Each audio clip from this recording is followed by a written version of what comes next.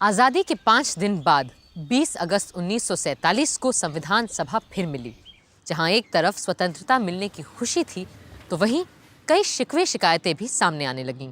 सभापति महोदय, इससे पहले कि हम आज की कार्रवाई शुरू करें, मैं आपका ध्यान एक अहम मुद्दे की ओर आकर्षित करना चाहूंगा। खबर है कि स्वाधीनता दिवस को आगरा के किले में लाखों लोग झंडारोहण के लिए इकट्ठा हुए थे। आगे खबर है कि एक अंग्रेज अफसर ने कहा कि अगर यूनियन जैक नीचे उतार के नया झंडा फहराया गया तो वो किसी भी फौजी को इस समारोह में शामिल नहीं होने देगा।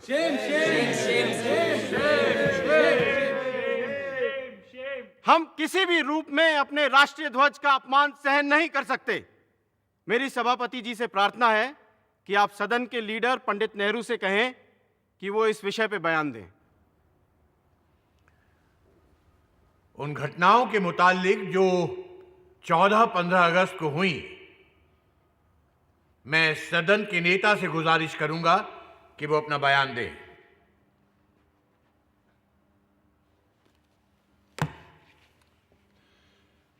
इस सभा में जो कुछ भी कहा जा रहा है उसे मैं पूरे गौर से सुनने की कोशिश कर रहा हूं।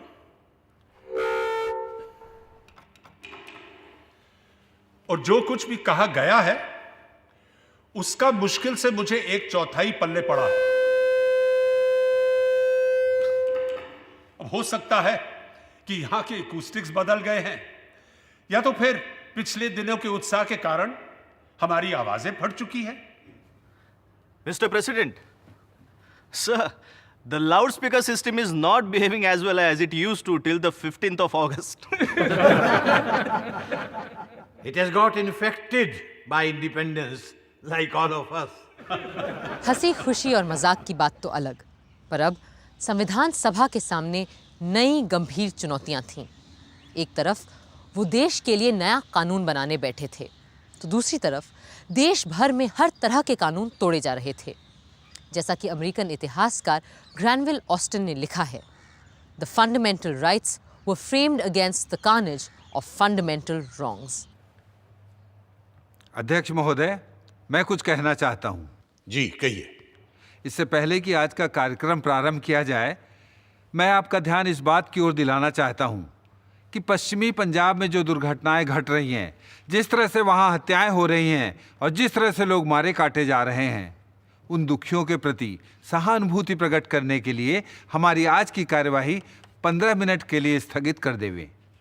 लाहौर और दूसरे इलाके जल रहे थे, लोग मारे जा रहे थे और हम अपना विधान बनाने के कार्य में संलग्न रहे।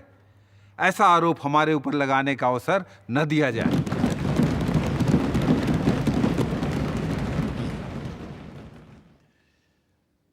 इसमें कोई शक नहीं है कि जो मुसीबत इस वक्त बहुत से लोगों पर गुजर रही है उससे हमारी पूरी सहानुभूति है और हम जहां तक हो सकता है कुछ करेंगे और इससे बाज नहीं आएंगे। और इस वक्त अगर हाउस के सब लोगों की ख्वाहिश हो तो जो इस मुसीबत में मुब्तला हैं और जिन्हें ये सब तकलीफें भुगतनी पड़ रही हैं, उन सब के लिए हम खड़े होकर अपनी तरफ से दुख और हमदर्दी जाहिर करें।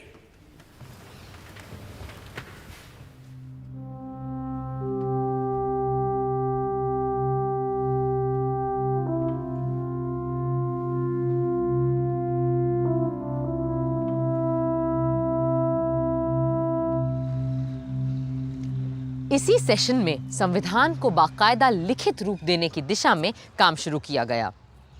तय पाया गया कि संविधान सभा के constitutional adviser sir Benegal Narsing Rau, जो पूरी दुनिया में संविधान के महान विद्वान माने जाते थे, सभा में पेश प्रस्तावों और कमिटीज की रिपोर्ट्स के आधार पर संविधान का एक मसौदा तैयार करेंगे और इस ड्राफ्ट की संवीक्षा या स्क्रूटनी करने के लिए 7 सदस्यों की एक कमिटी नियुक्त की गई।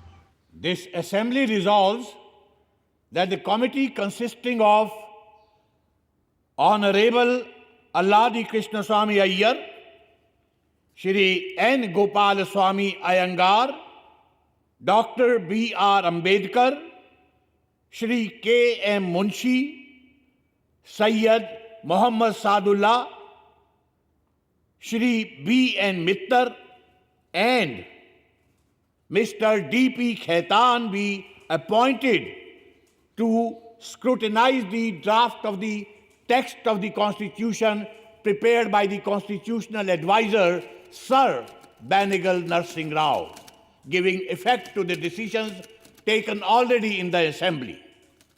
Those for the motion say aye. Aye. And those opposed to it say no. Ayes have it. Ayes have it. Ayes have it. The motion is adopted. Sir Benegal Narsing Rau के मसौदे को देख और परख के उसे सही रूप देने की जिम्मेदारी थी ड्राफ्टिंग कमेटी की, जिसके अध्यक्ष चुने गए थे डॉक्टर भीमराव अंबेडकर। अब उन्हीं को तय करना था कि भारत के बाशिंदों के बुनियादी हक क्या होंगे, कितने होंगे और कैसे होंगे। बरसों पहले सन 1931 के कराची कांग्रेस अधिवेशन में ही पंडित जवाहरलाल नेहरू ने साफ साफ हर एक हिंदुस्तानी के मौलिक अधिकार की बात सामने रखी थी और गांधी जी ने उनकी तायीद की थी।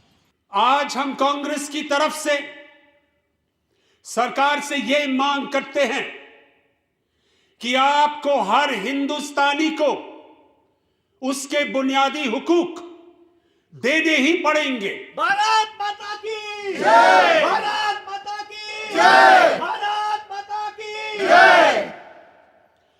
हम मांग करते हैं कि हर शहरी को अपनी बात कहने, विचार रखने की आजादी हो। हर नागरिक को मिलने जुलने, मीटिंग करने का हक हो। हम मांग करते हैं कि हर बशर को अपने मजहब को मानने और धर्म का प्रचार करने की छूट हो। हर जबान और इलाके के बाशिंदे को और खास करके माइनॉरिटी को इस बात का हक हो कि वो अपनी जबान और कल्चर को महफूज रखे। वंदे मातरम! वंदे मातरम! वंदे मातरम! हम मांग करते हैं कि हिंदुस्तान का हर मर्द और औरत कानून के सामने बराबर होगा, चाहे फिर वो किसी कौम, जात, फिरके का क्यों ना हो। और ये कि धर्म, जात पात, इलाके की वजह से सरकारी नौकरी देने में किसी के भी साथ कोई भेदभाव नहीं किया जाए।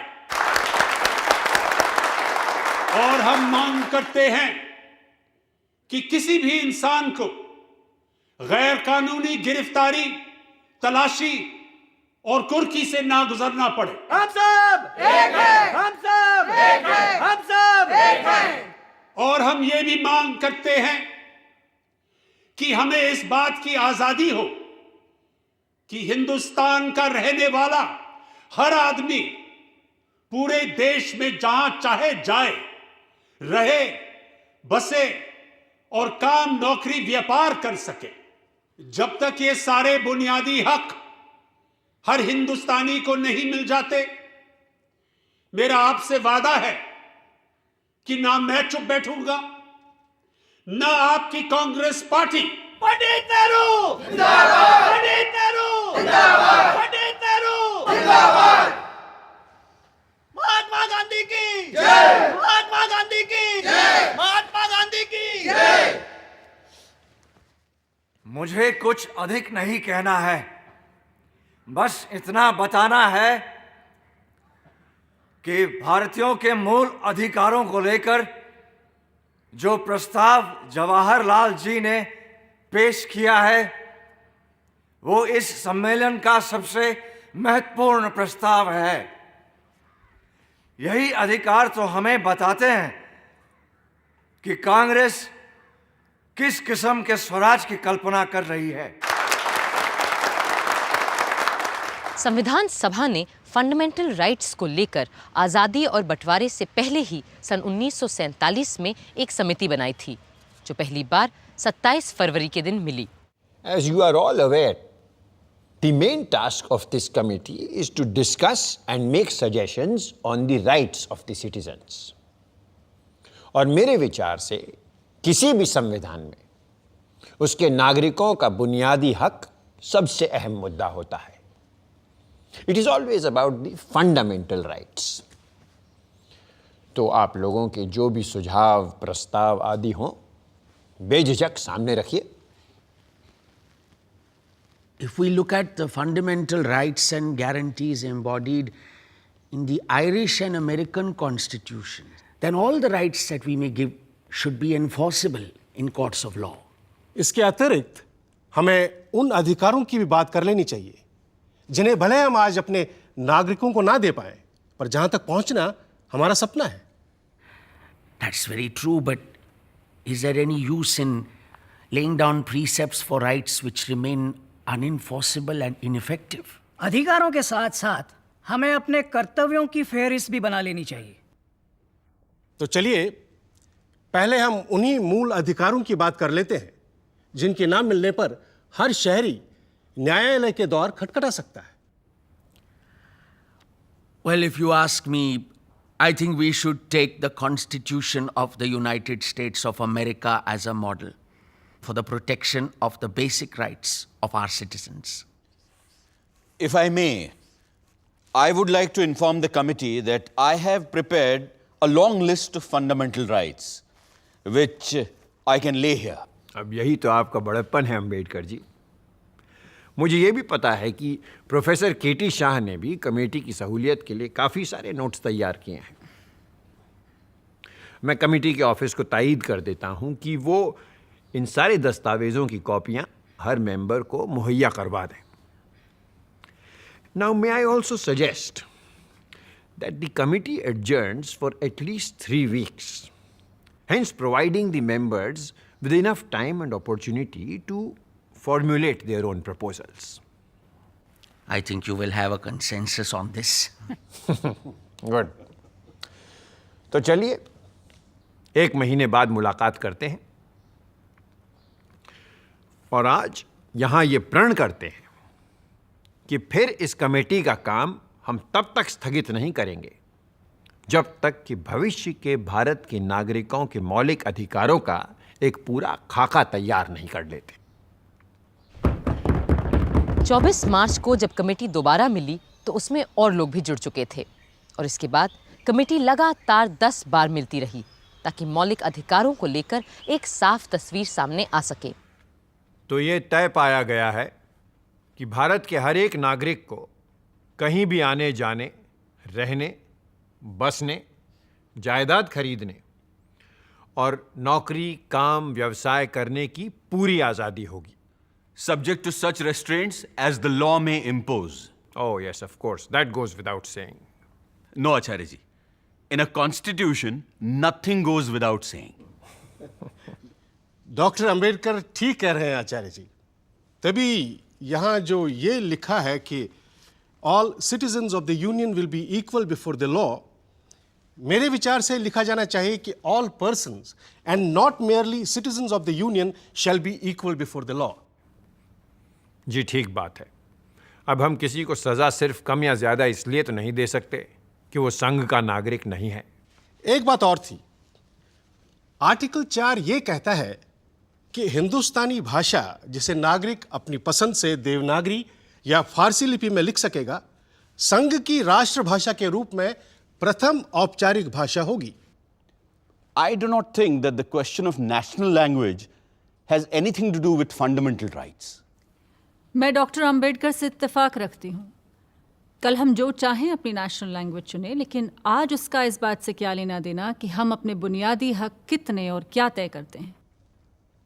राजकुमारी जी ठीक कह रही हैं, पर इनके राजकुमारी होने से मुझे एक बात सूझी कि हमारे नए भारत में जहाँ राजा प्रजा सभी समान होंगे, वहाँ ये सारी पदवियाँ राजकुमारी, राजाधिराज, नवाब बहादुर, Chhatrapati, Kunwarpal, Diwan Bahadur, as I am called. जी, इन सारी वसीयत में मिली पदवियों का हमारे नए भारत में क्या काम? I am totally with you professor Shah. आज से आप मुझे सिर्फ अमृत कौर बुला सकते हैं। And from tomorrow, shall we stop addressing Kriplani ji as Acharya, Ambedkar ji as doctor, and you as professor? नहीं नहीं नहीं, देखिए एकेडमिक डिग्री और काम के पदनाम तो रहेंगे, पर ये खानदानी और पैदाइशी पदवियां खत्म। और मेरे जैसे लोगों का क्या होगा जिन्हें किंग ऑफ इंग्लैंड ने नाइटहुड की पदवी दी है? पहली बात तो ये कि अब किंग ऑफ इंग्लैंड का हम लोगों से क्या लेना देना, क्यों? और फिर भी अगर कोई देश या कोई सरकार हमारे किसी नागरिक को कोई पदवी देना चाहे तो मेरे विचार से पहले उसे हमारे संघ की सभा से इजाजत लेनी चाहिए। आचार्य जी, आज़ाद भारत के नागरिकों को अगर हम सबसे बड़ा अधिकार दे सकते हैं वो है आज़ादी का अधिकार। बरतानिया के राज में जब देखो तब यह अधिकार छीन लेती थी सरकार, पर अब हमें अपने नागरिकों को पूरी और मुकम्मल आज़ादी देनी ही होगी। मैं आपसे पूर्णतः से सहमत हूं। मैं भी पूरी आज़ादी के पूरे पक्ष में हूं। See, absolute liberty is simply a utopian dream. Just because we will become a free nation from tomorrow, society will not become free from crime or criminals. And for the sake of law and order, we will have to jail, arrest, and intern people.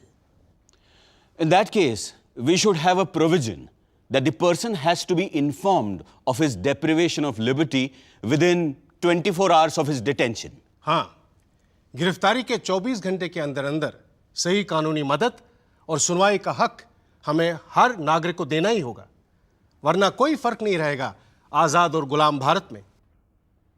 मुझे नहीं लगता हम में से किसी को भी इस प्रावधान से ऐतराज होना चाहिए। लोकमान्य ने तो बहुत पहले ही कह दिया था that Swaraj is my birthright and I shall have it.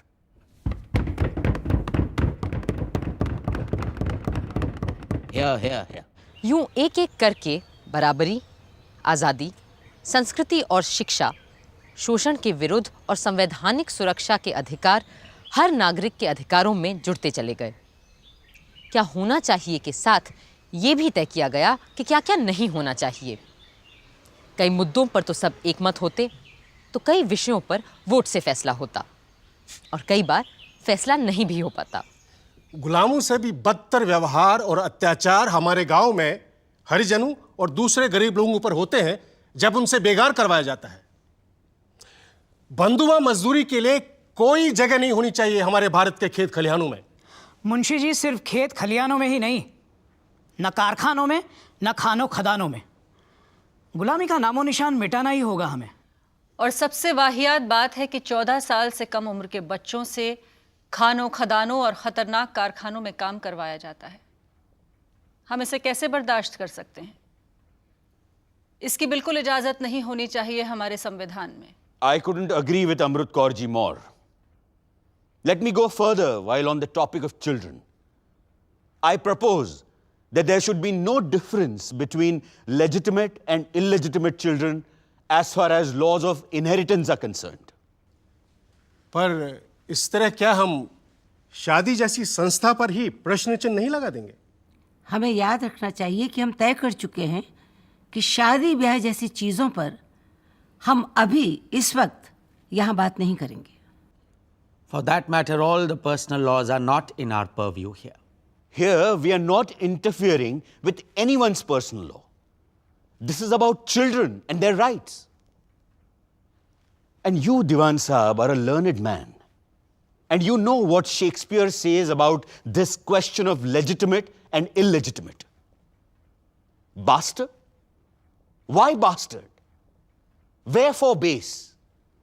When my dimensions are as well compact, my mind as generous, and my shape as true as an honest madam's issue.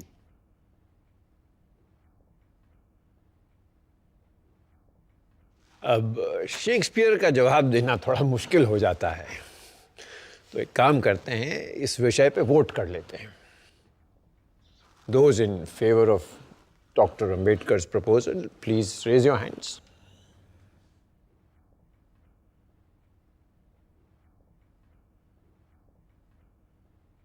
छह विपक्ष में, केवल 3 पक्ष में। क्या कर सकते हैं अंबेडकर जी? कभी जीत, कभी हार। And we must practise what we preach. ये एक जनतंत्र है आखिरकार। आचार्य जी, मैं यहाँ ये बात फिर से उठाना चाहूँगा कि अमेरिका की तरह हर भारतीय को कुछ साल सेना में बिताने ही चाहिए। Compulsory military training and conscription. But doesn't this also amount to slavery and involuntary servitude? ये स्लेवरी नहीं, सेवा का प्रश्न है अंबेडकर जी। तो इस पर भी वोट हो जाए।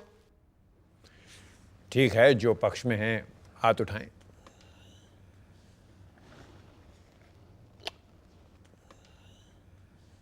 केवल 3 है पक्ष में। पर अगले मुद्दे पर सब मेरे साथ होंगे, ये मैं पक्का जानता हूं। I propose that universal adult suffrage must be guaranteed by the Constitution. सबका तो मैं नहीं जानता, पर मेरा वोट आपके साथ है मुंशी जी। और ये कि elections shall be free, secret and periodical. इस मुद्दे पर मुंशी जी मेरा वोट भी आपके साथ है। इसके अलावा चुनाव के लिए विधि द्वारा एक अलग आजाद इलेक्शन कमीशन का गठन किया जाएगा।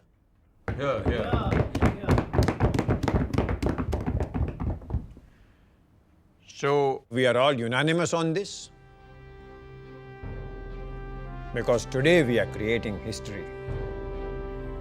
आज संसार के इतिहास में पहली बार एक देश स्थापित होते ही बिना किसी जाति, धर्म, लिंग, वर्ण और प्रदेश के भेदभाव के अपने सारे वयस्क नागरिकों को मतदान का अधिकार दे रहा है। And believe me, this voting right is the greatest fundamental right that we will be giving to the citizens of our country. उस समय तक दुनिया के कई अग्रणी राष्ट्रों में भी कहीं कालों को वोट देने का अधिकार नहीं था, तो कहीं औरतों को, तो कहीं और दूसरे धर्म के मानने वालों को। लेकिन हमारा संविधान बनाने वाले एक नया इतिहास रच रहे थे। पर अभी और भी कई मुद्दे तय होने थे, और उनमें से एक था अभिव्यक्ति का अधिकार, the right to freedom of expression. I would like to suggest that a provision should be made by law to prevent the publication or utterance of seditious, obscene, slanderous, libelous, or defamatory matter, and to make such publication or utterance actionable or punishable. I want to add the words likely to promote class hatred. Though this does not actually come under sedition or any of the other things mentioned.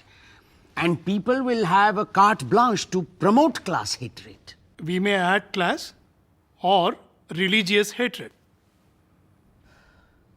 ऐसा करना खतरे से खाली नहीं है, क्योंकि ऐसा कानून दुधारी तलवार साबित हो सकता है।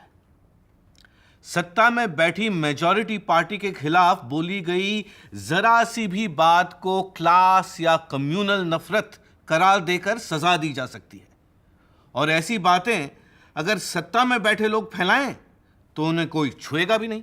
I suggest let us be more comprehensive and say right of every citizen to freedom of speech and expression subject to criminal law.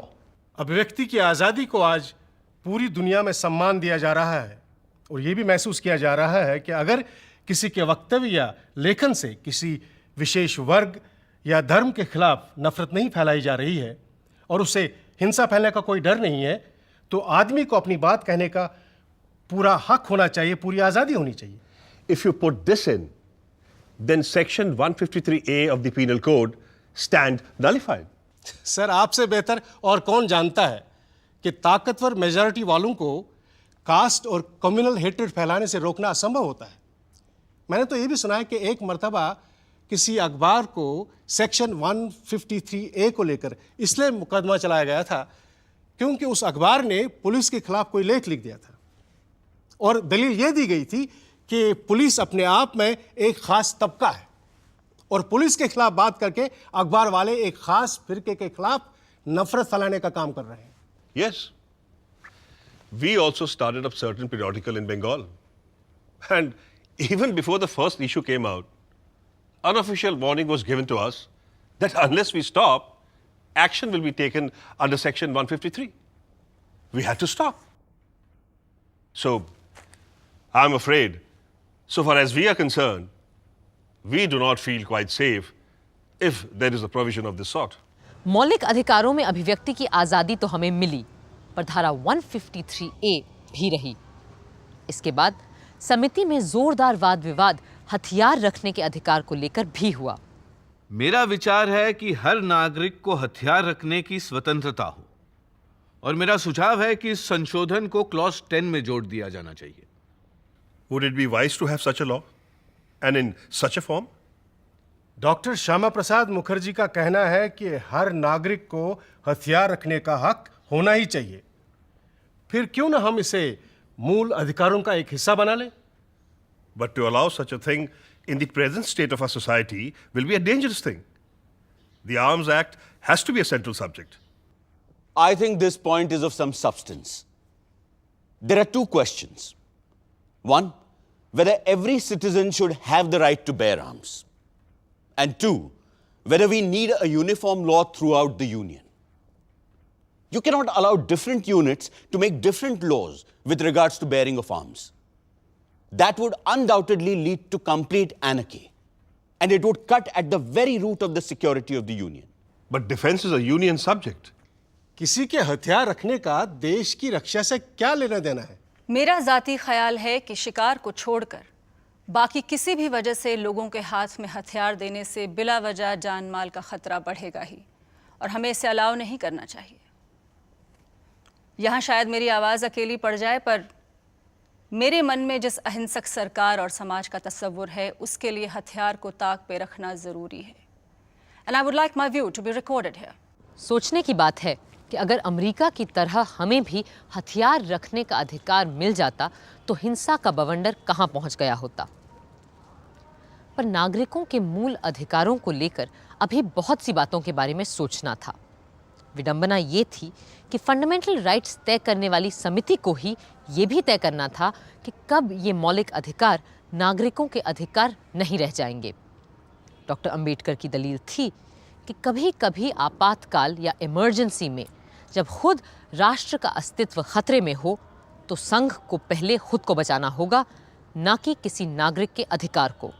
In the provision dealing with grave emergency, we have stated that all these fundamental rights are liable to be suspended whenever, in the view of the Union, it is necessary to declare an emergency.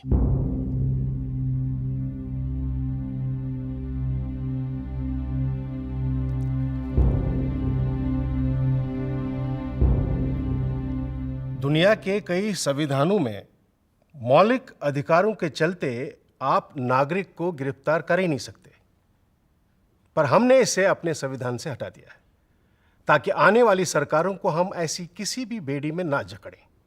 हाँ, पर सही कानूनी कार्रवाई का प्रावधान हमने हर हाल में रखा है. जरूरी सवाल ये है कि क्या लेजिस्लेचर के पास ये विशेषाधिकार होगा कि अगर वो चाहे किसी भी व्यक्ति को बिना मुकदमा चलाए ही कैद में रख सकते हैं. ऐसा कोई अधिकार हम नहीं देने जा रहे हैं जिसके चलते सरकार बिना कानून और अदालत के सामने जाने का हक दिए किसी को भी गिरफ्तार कर ले. छोटी बड़ी कोई बात संविधान बनाने वालों की नजरों से छूटी नहीं थी.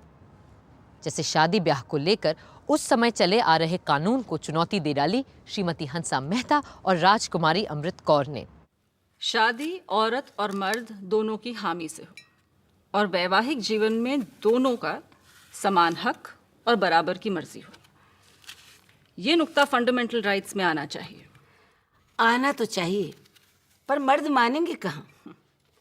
गांधी जी ने तो अपनी प्रार्थना सभा में ये तक कहा था कि मुख्तलिफ मज़हबों और फ़िरक़ों के लोगों के बीच शादियां होना अच्छा ही नहीं, ज़रूरी भी है। और मैं कहता हूं कि पति और पत्नी अपने अपने धर्म को ना छोड़ें। पर 1872 के स्पेशल मैरिज एक्ट के तहत ऐसी शादियों की मनाही है। अगर दो अलग धर्म के लोग आपस में शादी करें तो दोनों में से कोई एक अपना धर्म बदले, या फिर दोनों ये हलफ उठाएं कि दोनों नास्तिक हैं। मेरी एक सहेली को तो अपना धर्म बचाने के लिए स्विट्जरलैंड जाकर के शादी करनी पड़ी। अब ये बताइए कितने लोग इस बात को अफोर्ड कर सकते हैं? मेरे ख्याल से स्विट्ज़रलैंड की तरह हमें भी अपने आइन में ये बात कह देनी चाहिए कि धर्म दो लोगों की शादी के बीच किसी तरह का अड़ंगा नहीं डाल सकता। बिल्कुल। और अगर ये बात संविधान में शामिल हो गई तो अब तक चला आ रहा ये पुराना कानून असंवैधानिक अल्ट्रावायरस करार दे दिया जाएगा। मैं कमेटी को फौरन एक चिट्ठी लिख देती हूँ, फिर देखते हैं तुम्हारे और मेरे अलावा कौन इस मामले में हमारा साथ देता है। मर्द तो शायद ही कोई साथ दे हमारा। कम से कम एक मर्द ने तो साथ दिया इन दो औरतों का, श्री M.R. मसानी ने। फिर भी शादी का मसला बुनियादी हक में शामिल नहीं किया जा सका। यूं मूल अधिकारों पर समिति की कई बैठकों के बाद सरदार वल्लभ भाई पटेल ने सदन को एक पत्र लिखा और बताया कि कैसे समिति ने बुनियादी हकों को दो हिस्सों में बांटा है। The committee has recommended that the list of fundamental rights should be in two parts. The first part, consisting of rights enforceable by legal processes, and the second part, consisting of directive principles and social policy, which though not enforceable in courts of law are nevertheless to be regarded as fundamental in the governance of the country. The justiciable fundamental rights include rights of equality, freedom, relating to religion, culture and educational rights, and miscellaneous rights which include property and the right to constitutional remedies. 21 अप्रैल सन 47 के दिन fundamental rights committee की अंतरिम report Sardar Patel ने सदन के पटल पर रखी। कमेटी में इस विषय को लेकर दो तरह के मत थे। एक ये राय थी कि नागरिकों को ज़्यादा से ज़्यादा अधिकार देने चाहिए, जिनकी बिना पे वे सीधी तरह अदालत में जाकर अपने हक सिद्ध करवा सके।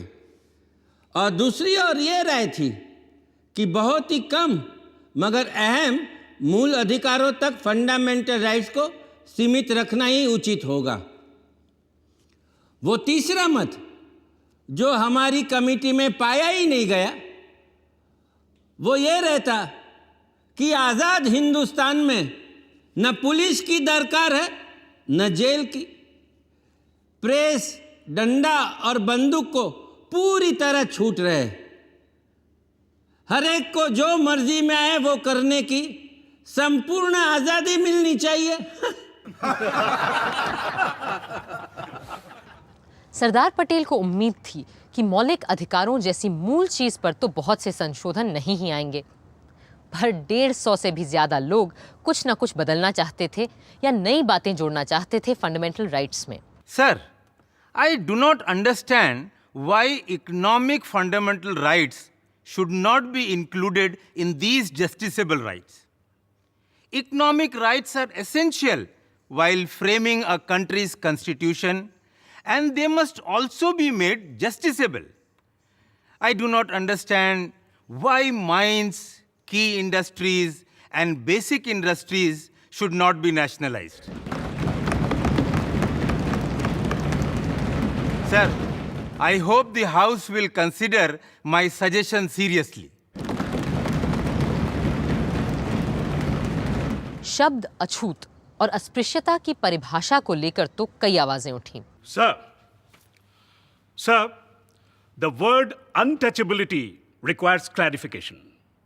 Sometimes it means not being allowed to drink a glass of water. Other times, it relates to denial of admission of Harijans into temples or intercaste dining, intercaste marriage. Mahatma Gandhi has used the word untouchability in various ways on different occasions with different meanings.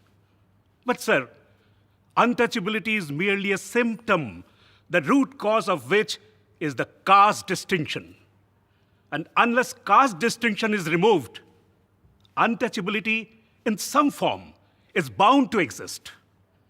In an independent India, everyone must enjoy equal social conditions.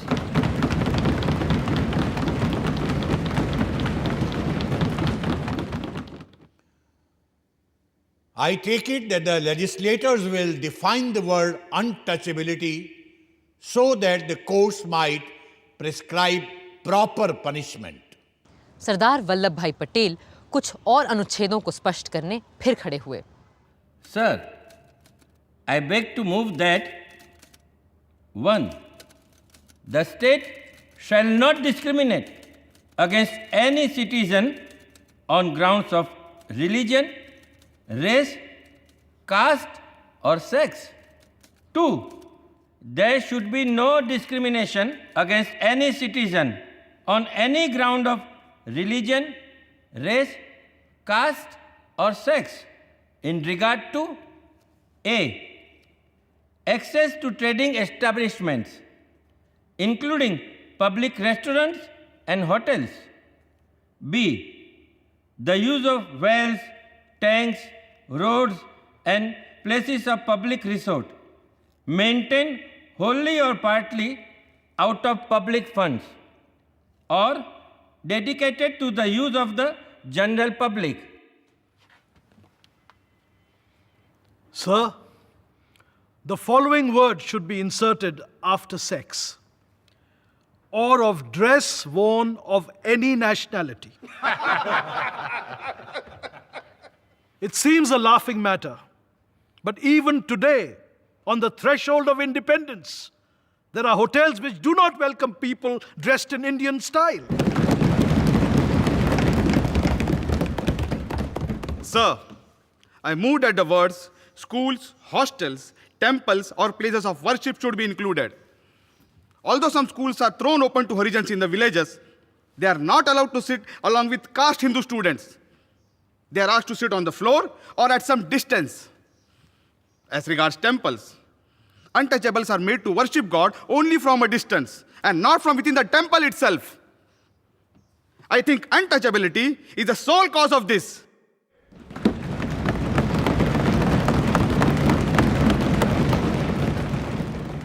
It is suggested that it would be sufficient if you put one clause as follows: the state shall not permit any discrimination on ground of religion, etc. Put like that, it will cover all cases of private institutions as well as state institutions. 150 में से कई लोगों ने अपने amendments वापस भी ले लिए, लेकिन कुछ लोग ऐसे भी थे जो मूल अधिकारों के इस प्रस्ताव से बिल्कुल सहमत नहीं थे। सोशलिस्ट नेता सोमनाथ लाहिरी भी उन्हीं में से एक थे। I am constrained to say that these are fundamental rights from a police constable's point of view and not from the point of view of a free and fighting nation. Does Sardar Patel want even more power than the British government? An alien government, an autocratic government which is against the people and needs to protect itself? Certainly not. Here, according to Sardar Patel, a seditious speech is a punishable crime. If I say at any time in the future, or the Socialist Party says that the government in power is despicable, Sardar Patel, if he is in power at that time, will be able to put Socialist Party people and myself in jail. Shri Rajgopalachari wants to go even further. Sardar Patel would punish us if we make a speech, but Rajaji would punish us even before we have made a speech. He wants to prevent the making of speech itself if, in his wisdom, he thinks that the fellow is going to make a seditious speech. That is not the basis of democracy. Sir, I want to ask, where does the policeman come in? We have had such a bitter experience of policemen in our country that the authors of this document have had to formulate these clauses in such a way so as to have the least possible interference of policemen. Sir, these provisions are intended to see that those people who believe in liberalism at one end and communism at the other will not be able to take advantage of these rights to pave way for totalitarianism.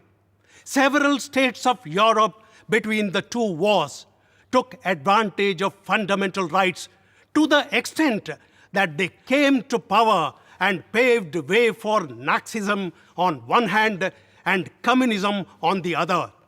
We have to safeguard ourselves against such a menace. Congress की बहुमत के बावजूद सरदार पटेल ने अपने मुखालिफ सोमनाथ लाहिरी के संशोधन को माना और राजद्रोह यानी सेडिशियस शब्द को प्रस्ताव से हटा दिया.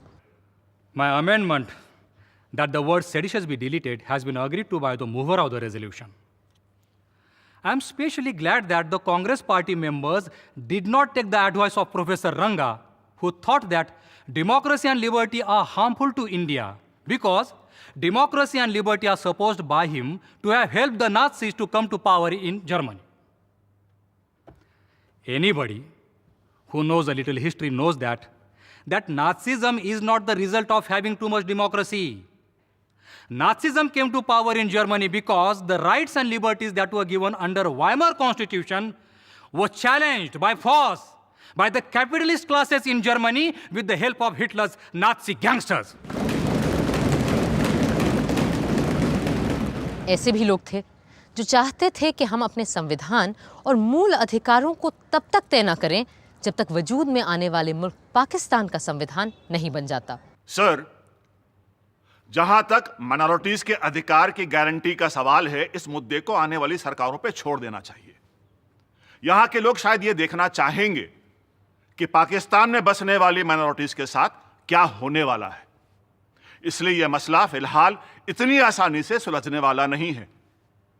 मैं कहता हूं कि इस समस्या को ऐसे ही हवा में लटके रहने दें तो बेहतर होगा, जब तक कि हमें पता ना चले कि आइंदा के विभाजित हिंदुस्तान की शक्ल क्या होगी और उन इकाइयों में माइनॉरिटीज को लेकर क्या बर्ताव होने वाला है. Mr. President, sir, I am surprised at this statement of Mr. Tyagi. Rights of minorities should be absolute rights. They should not be subject to any consideration as to what another party may like to do to minorities within its jurisdiction. No matter what others do, I think we ought to do what is right in our own judgment. And personally, I think that the rights which are indicated are rights which every minority, irrespective of any other consideration, is entitled to claim. The first right that we have given is the right to use their language, their script, and their culture. We have stated that there shall be no discrimination in the matter of admission into state educational institutions. And no minority shall be precluded from establishing any educational institution. And the state shall not discriminate in giving grants. I cannot understand how there can be any objection to these rights. लोग कहते हैं कि महावीर त्यागी doctor Ambedkar को एक गैर राजनीतिक वकील भर मानते थे जो स्वतंत्रता आंदोलन से बहुत दूर था और कभी जेल तक नहीं गया था. मगर डॉक्टर अंबेडकर की राजनीतिक सूझ और संवैधानिक सोच कितनी दूरदर्शी थी, ये समझने के लिए फंडामेंटल राइट्स के बारे में मुंबई के सिद्धार्थ कॉलेज के छात्रों को दिया उनका एक संबोधन ही काफी है। The idea of making a gift of fundamental rights to every individual is no doubt very laudable. The question is how to make them effective. The prevalent view is that once the rights are enacted in law, then they are safeguarded.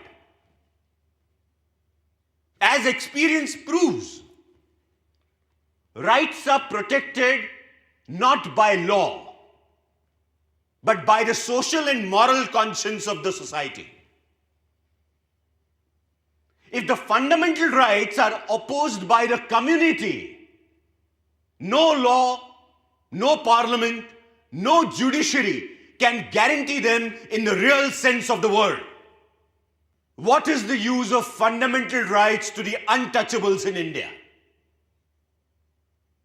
As the British political thinker Edmund Burke said, there is no method found for punishing the multitude. Law can punish a single solitary recalcitrant criminal. It can never operate against the whole body of people who choose to defy it. Social conscience is the only safeguard of all rights, fundamental or non-fundamental.